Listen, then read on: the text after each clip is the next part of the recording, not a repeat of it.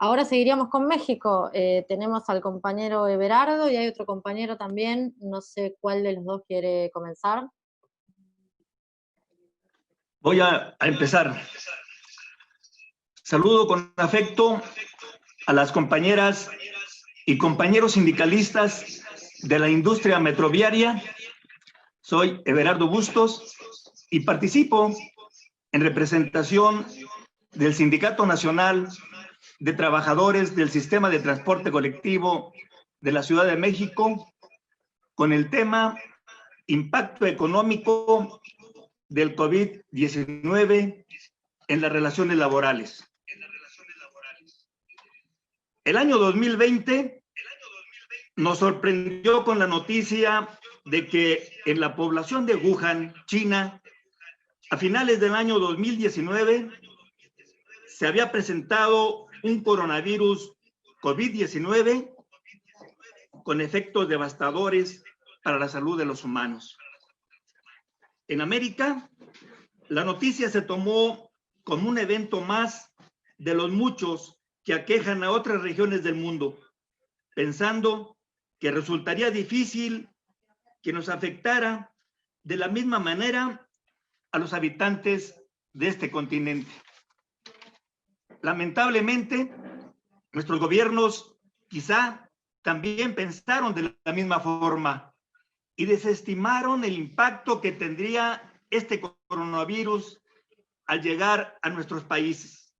En México se empezaron a manifestar casos de contagio de COVID-19 a fines de enero y principios de febrero del presente año, pero se consideraba que eran casos aislados derivados de personas contagiadas que provenían del extranjero y que al ser detectados y aislados oportunamente, no existía el riesgo de propagación del virus.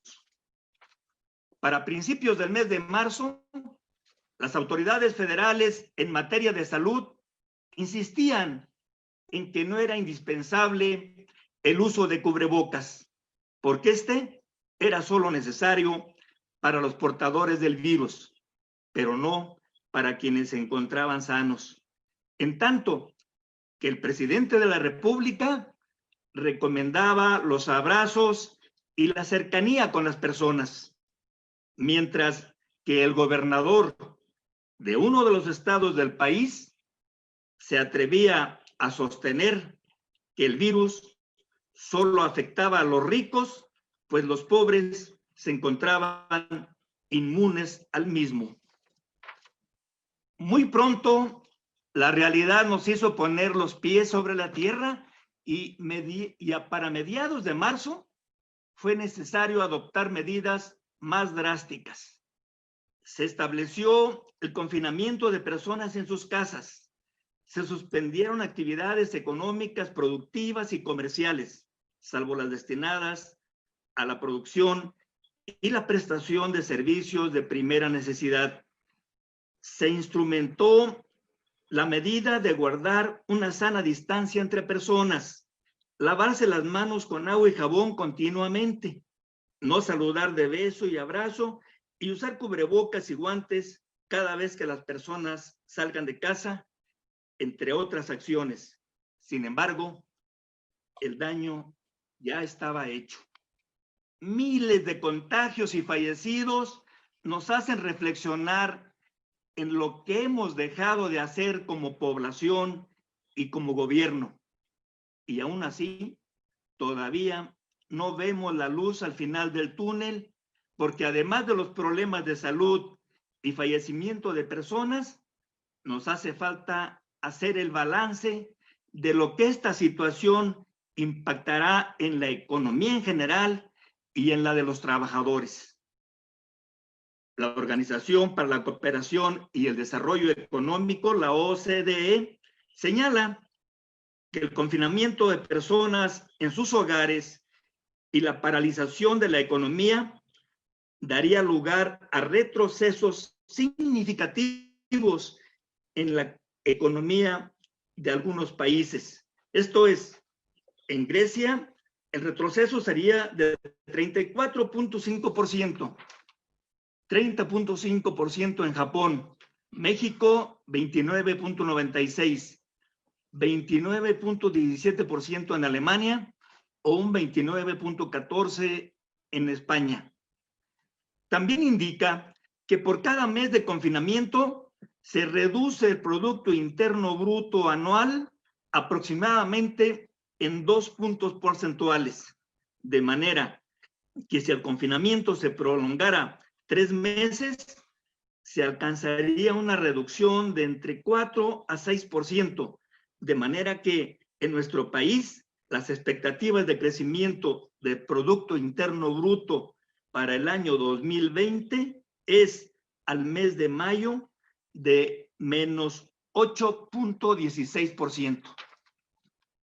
El COVID-19 también ha provocado una fuerte contracción en el empleo formal, de tal suerte que la revista Expansión recoge datos de una encuesta realizada por el Instituto de Investigaciones para el Desarrollo con Equidad de la Universidad Iberoamericana, según la cual, para la primera quincena de abril, entre 5.2 y 8.1 millones de personas reportaron haber perdido su empleo, ser descansadas de manera obligatoria o no poder salir a buscar trabajo debido a la contingencia sanitaria por coronavirus COVID-19. Asimismo, el Banco de México ha proyectado la pérdida de más de 12 millones de empleos para este año. Por su parte, los trabajadores, como sucede en toda crisis, nos estaremos enfrentando a una difícil situación económica que afectará los índices de ocupación laboral, una inflación escalonada con la consecuencia pérdida del poder adquisitivo de nuestros ingresos, además de que habrá falta de liquidez y las deudas se acrecentarán ante la falta de pago oportuno. Resulta evidente que las empresas del sector privado tendrán que adecuar sus estrategias económicas y financieras para poder superar el impacto adverso del coronavirus. Y las organizaciones de trabajadores tendremos la obligación y la responsabilidad de replantear nuestras demandas a efecto de obtener los beneficios en salarios y prestaciones que requieren nuestros representados. En el sector público de nuestro país, este panorama no es distinto. El gobierno federal, al mes de abril, presentaba un alto número de despedidos de personal de confianza y trabajadores contratados por honorarios, a los que se le suman los miles de trabajadores de organismos y fideicomisos públicos que, por disposición presidencial, desaparecieron o habrán de desaparecer en breve plazo. El 23 de abril del presente año se publicó en el Diario Oficial de la Federación un decreto por el que se establecen las medidas de austeridad que deberán observar las dependencias y entidades de la Administración Pública Federal, por el cual el titular del Poder Ejecutivo Federal adopta, entre otras, las siguientes medidas. Primera, no será despedido ningún trabajador, pero no habrá incremento de personal. De forma voluntaria, se reducirá el salario de los altos funcionarios públicos hasta en un 25% de manera progresiva. De la misma forma, los altos funcionarios públicos no tendrán aguinaldos ni ninguna otra prestación de fin de año. Segunda, no se ejercerá el 75% del presupuesto disponible de las partidas de servicios generales, materiales y suministros. Esto también incluye a lo supuestamente comprometido. Se cancelan 10 subsecretarías de Estado y se garantiza el empleo con el mismo rango y los mismos ingresos a quienes dejarán dichos cargos. Tercera, se extenderá hasta el 1 de agosto la suspensión de labores con goce de sueldo a quienes ya se encuentran en esta situación debido a la pandemia del coronavirus.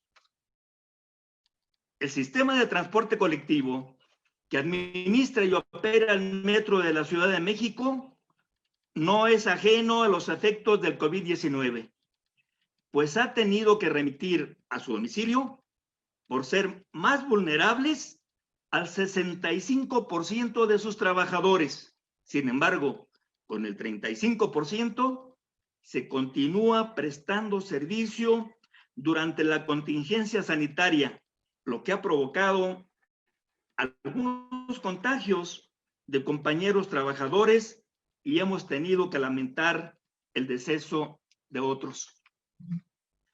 En tal virtud, bajo estas condiciones, hoy tenemos que asumir la responsabilidad de negociar con la administración de la empresa la revisión de los salarios y prestaciones anuales, sin dejar de considerar las condiciones económicas que prevalecen, pero además sin dejar de cumplir el compromiso de conseguir para nuestros compañeros que se han mantenido trabajando durante esta contingencia sanitaria un reconocimiento económico que estimule su entrega y compromiso laboral para con la empresa.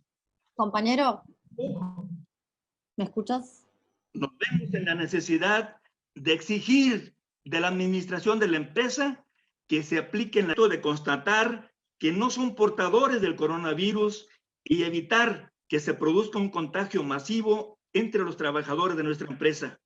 Lo anterior, obviamente, no es bien visto por la administración de la empresa porque hoy implica un gasto que quisiera evitarlo, pero en nuestro concepto no podemos exponer a nuestros representados a un problema de salud semejante por razones económicas. Termino. Entre otros aspectos, este sería el panorama a que nos estaremos enfrentando a partir de este mes de junio y aspiramos a salir bien librados en la representación de los intereses y derechos de los trabajadores y a mantener operando el servicio que presta el metro para la movilidad de la ciudad. Esto, no obstante, el interés del Estado por desplazar la fuerza de trabajo del obrero de la industria metroviaria. Gracias por su atención.